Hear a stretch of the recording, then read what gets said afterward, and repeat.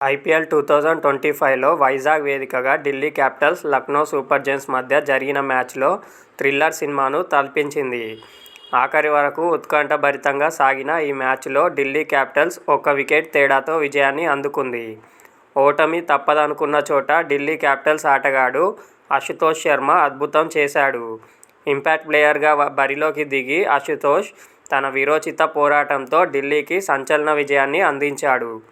తొలుత 20 బంతుల్లో 20 పరుగులు చేసిన అశుతోష్ 15వ ఓవర్ తర్వాత ఆకాశమే హద్దుగా చెలరేగాడు.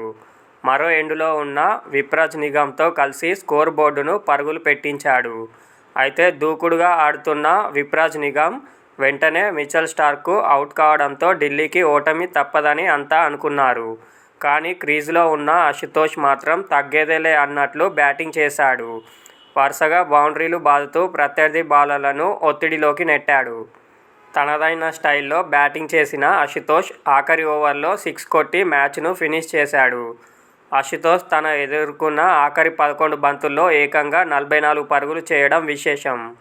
మొత్తంగా 31 బంతుల్లో 5 ఫోర్లు, 5 సిక్సులతో 66 పరుగులు చేసి మ్యాన్ ఆఫ్ ది మ్యాచ్గా నిలిచాడు.